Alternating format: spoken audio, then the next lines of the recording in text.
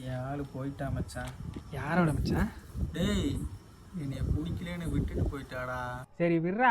பைக்னா brake shoe தேயறதும் பொண்ணுங்கன்னா breakup பண்ணுறதும் வழக்கம் தானடா.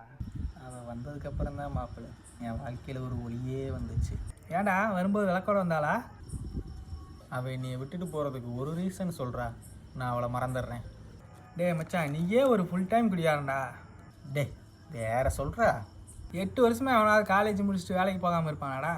மச்சான் நான் இருக்கேன்டா, வேற சொல்லு. வேற சொல்லணும், அவனை எல்லாம் அசிமா தானே சொல்லணும்.